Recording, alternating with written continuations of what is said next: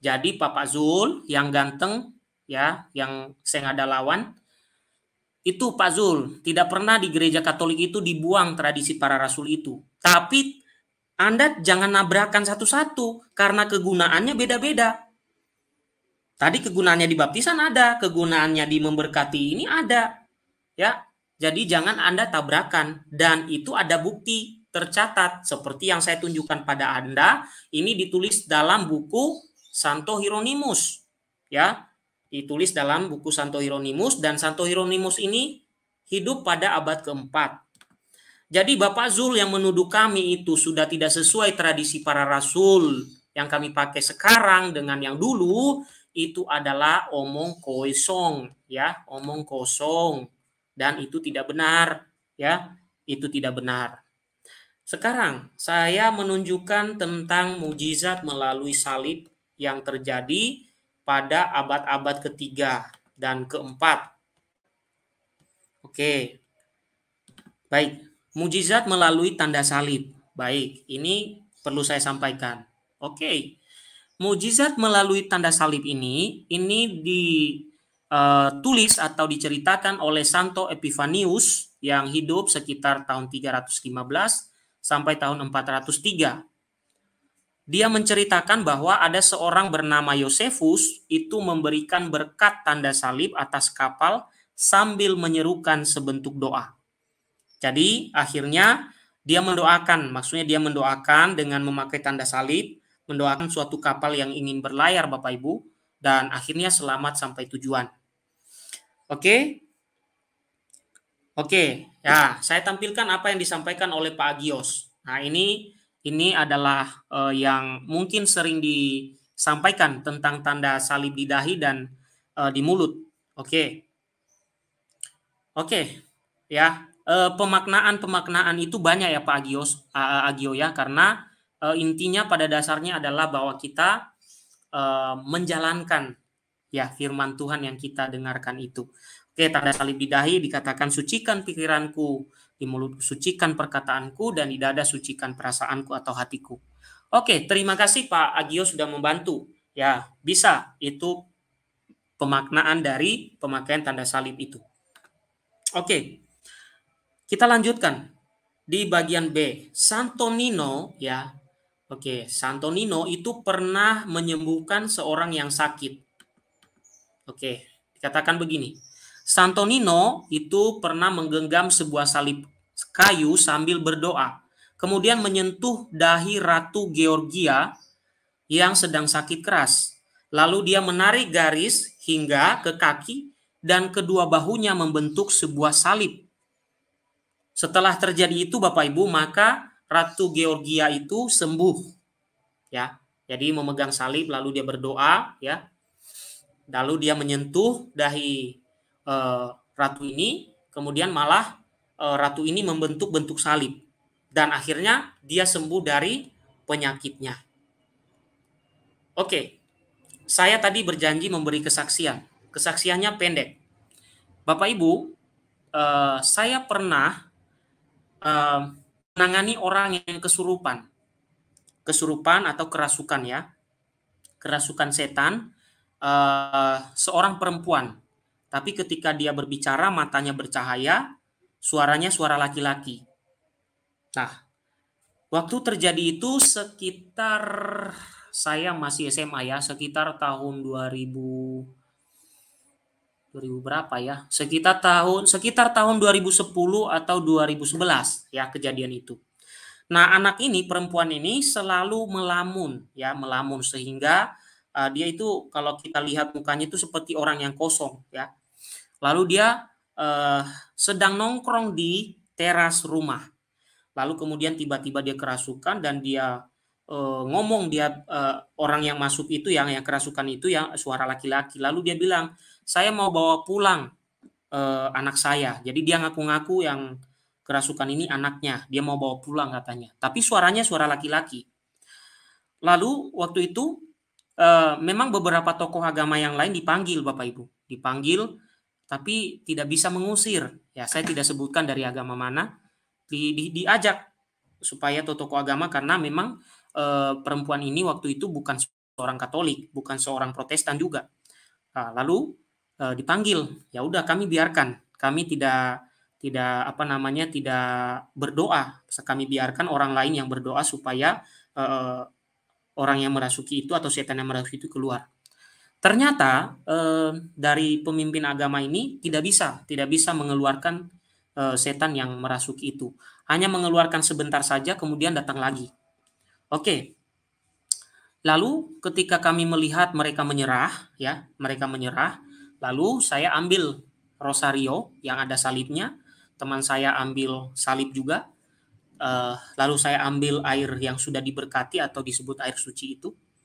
Lalu kemudian karena anak ini ditahan oleh beberapa laki-laki, Bapak Ibu, sampai ada yang terlempar jauh loh, Bapak Ibu. Dia tendang hanya pelan-pelan aja udah mental laki-laki yang memegang tangan dan kakinya.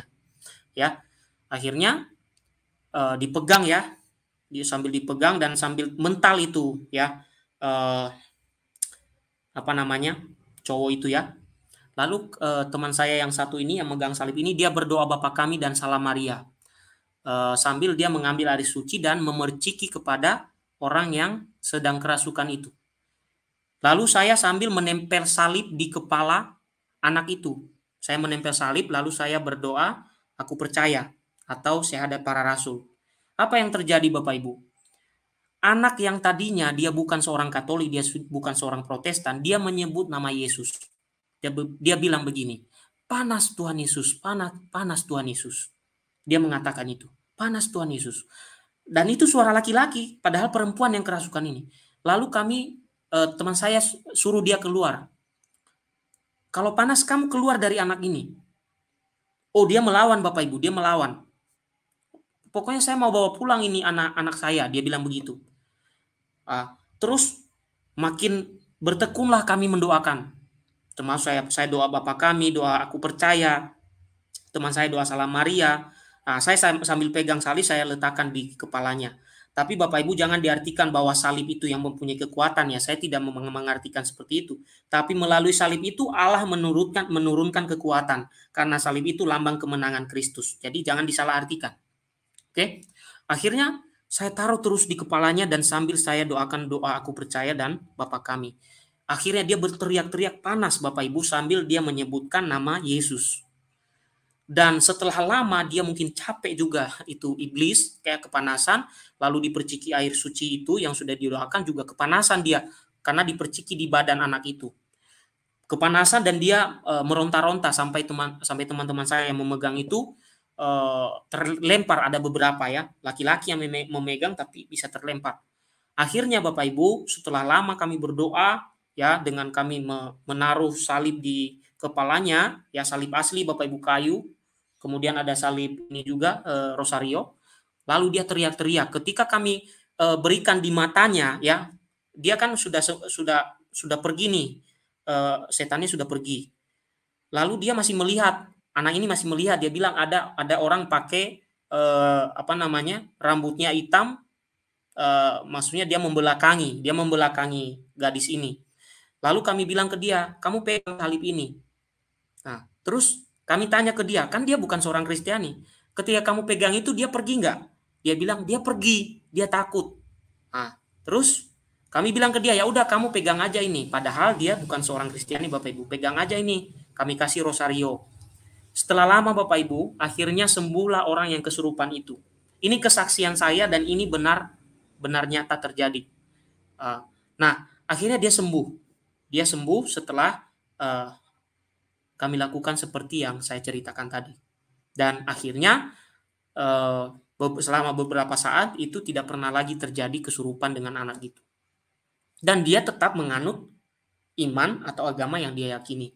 Meskipun kami bantu seperti itu tadi. Oke, itu kesaksian saya tentang salib ya. Oke. Sekarang saya lanjutkan Bapak Ibu. Praktek pemberkatan dengan tanda salib. Oke, itu tadi mukjizat yang pernah saya alami sendiri juga. Oke. Praktek pemberkatan dengan tanda salib ya.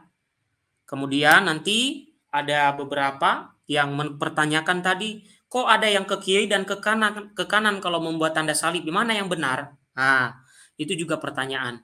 Tidak ada yang salah di situ. Oke, intinya adalah pemaknaan kiri dan kanan itu pemaknaannya seperti apa di setiap gereja apostolik itu. Oke, praktek pemberkatan dengan tanda salib. Theodorus, hidup tahun 300 sampai 457, mengatakan, cara memberkati seseorang dengan menggunakan tangan dan membuat tanda salib di atasnya. Satukan 3 jari secara bersamaan. Ini melambangkan Trinitas, Allah Bapa, Allah Putra, Allah Roh Kudus. Mereka bukan 3 Allah, melainkan 1 Allah dalam Tritunggal Maha Kudus. Nama mereka berbeda, namun dalam satu kealahan. Allah Bapa tidak pernah berinkarnasi, Allah Putra berinkarnasi, namun bukan diciptakan. Allah Roh Kudus tidak dilahirkan maupun dijadikan, namun keluar dari Allah Bapa. 3 dalam satu kesatuan ilahi. Keilahian adalah satu dan satu martabat. Mereka mendapatkan atau menerima sujud sembah dari seluruh ciptaan, baik malaikat maupun manusia. Inilah yang ditunjukkan oleh ketiga jari tersebut. Kalian harus menggenggam kedua jari lainnya, namun tidak terlalu ketat. Keduanya mempresentasikan 2 kodrat Yesus, ilahi dan manusia. Allah dalam keilahiannya dan manusia dalam kemanusiaannya. Keduanya menyatu secara sempurna. Jari-jari di atas melambangkan keilahian dan yang bawah melambangkan kemanusiaan. Jalan keselamatan berlangsung dari jemari atas menuju jemari bawah. Demikianlah jemari-jemari ini diartikan, karena dari kemuliaan surga dia turun demi keselamatan kita. Dan demikianlah kalian harus menandai dirimu sendiri dengan salib dan memberi berkat dengan tanda salib sebagaimana diperintahkan oleh Allah Bapa. Kemudian kita mengutip dari Paus Innocentius ketiga. Oke. Paus Innocentius ketiga tahun 1198 sampai 1216. Katakan begini, tanda salib dibuat dengan 3 jari karena tanda itu menandakan perlindungan Trinitas. Beginilah tanda salib itu meski dilakukan dari atas ke bawah dan dari kiri ke kanan. Karena Kristus telah turun dari surga ke bumi, dari kaum Yahudi, dalam tanda kurung kiri, kepada seluruh bangsa di dunia, kanan. Selain itu, tanda salib dibuat dari kiri ke kanan karena dari penderitaan kita mesti menyeberang menuju kemuliaan kanan. Sama seperti Kristus yang harus melintasi kematian menuju kehidupan dan dari dunia orang mati atau Hades menuju surgawi. Jadi Bapak Ibu, di sini ada pemakaian tanda salib dari kiri ke kanan dan dari kanan ke kiri.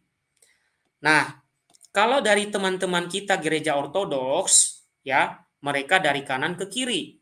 Tentunya mereka mempunyai pemaknaan yang berbeda, tapi maksudnya sama. Ya, kalau dari gereja Katolik seperti yang diucapkan oleh Paus Innocentius ini dikatakan begini, dari atas ke bawah dan dari kiri ke kanan. Nah, alasannya adalah atau penafsirannya adalah begini. Karena Kristus telah turun dari surga ke bumi, dari kaum Yahudi, tanda kurung kiri, kepada seluruh bangsa di dunia, kanan. Selain itu, dia katakan, tanda salib dibuat dari kiri ke kanan, karena dari penderitaan yang selalu diasosiasikan dengan kiri, meski menyeberang menuju kemuliaan yang selalu diasosiasikan kanan. Nah, mungkin ya pemahaman dari gereja ortodoks juga hampir sama, tapi pemaknaan dari kanan ke kiri atau kiri ke kanan itulah yang pemaknaannya berbeda, tapi maksudnya sama. Maksudnya sama, pemaknaannya yang berbeda. Kalau kita pemaknaannya seperti yang tertulis di sini. Itu. Bapak Ibu, saya lanjutkan ya. Ternyata materi saya masih banyak. Oke.